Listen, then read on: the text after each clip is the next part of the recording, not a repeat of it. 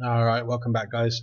We're going to start to try and use some of the other features on Autodesk, some of the things that are going to allow you to really kind of push forward in terms of the marks that are going to be available to you on your coursework. Alright, so let's start by having a look at some of the drawings that we've got here. I'm going to, I suppose, the simplest one for me to use is this one here.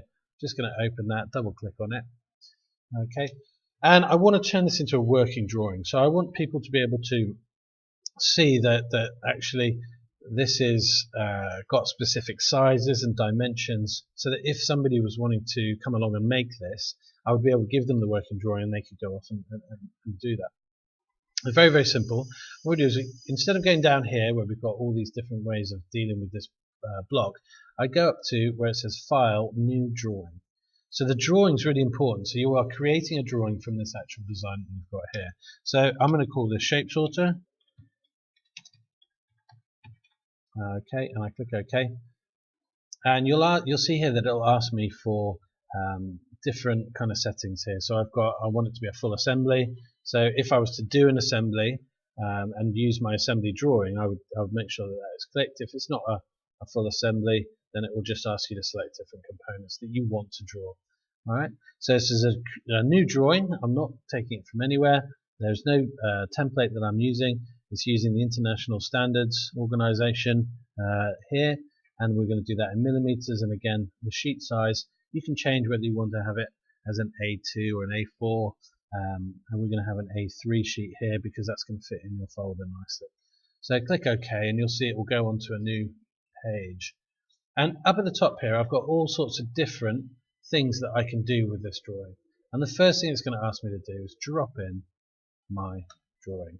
Okay, and I will select OK, and you can see that it's actually got a variety of different line styles here.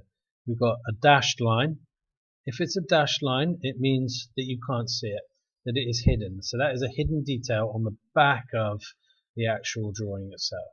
Okay, and you can see down here we've got all sorts of different information that I can put on regarding this Shape Sorter, and I can actually start to do different things with these views. I could project the views, I could create section views, detailed views. These are really, really useful for, again, you getting your information across to the person who might be making this. So I'm going to put a projector view, and it's going to ask me to select the view that I would like to do the projection from. So a projection is a series of drawings that are drawn in line with the original to show you the different aspects.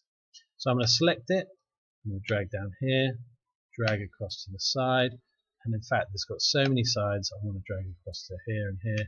Now don't worry, it's gone over, that's fine. I'm going to put a little 3D view down here for the person who I click OK. I'm going to for the person who wants to do this, let's move this around. You can see it's shifting that all about for me.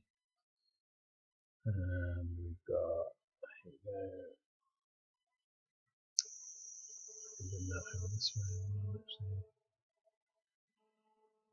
And we can spread this out a bit, give ourselves some room, because actually I'm going to start dimensioning what we've got here.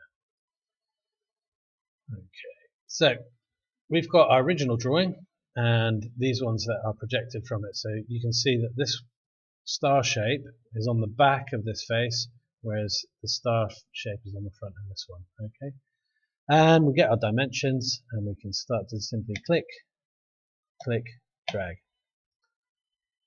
click, click, drag, and we can do that through all the different bits and pieces that we want. Okay, so I can either select the sides like this. Okay, that doesn't look right. Let's escape, dimension that again. There you go, that's more like it.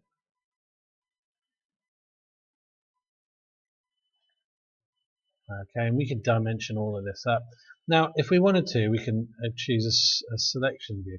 So we could choose this area here, okay, and we can decide what kind of drawing that we want to have. So I'm going to specify this area here, and that is going to create a view of that corner, so that that detail is now applying to this corner. So you can see that that is blown up section of here, right? And at the moment we've got AA. I'm going to move this down underneath so that we can see. In fact, I could probably move this down next to it so we can see what that detail looks like. Now again, I can modify some of these to kind of show what I want to the detail. Oh, it's frozen again. For example, if I wanted to show the detail, let's try this one again over here. I wanted to show the detail like that. Okay. Now I can get rid of the background information. Alright, so if I click OK, now it's not showing me the hidden detail like it is here. Alright, so if I wanted to double click on this image, I can actually hide that information behind.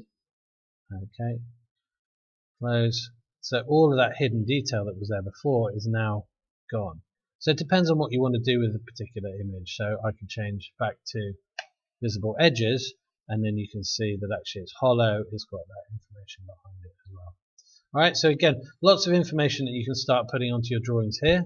You can really start to demonstrate to the person who's making this or marking this exactly what it is that you are looking for them to do when it comes to manufacturing this part for you.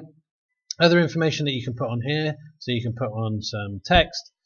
For example, I could put this here, and I could start typing, this is shape sorter made from cherry. Okay, and I can click that there. I could then start to add information regarding this one. Okay, top view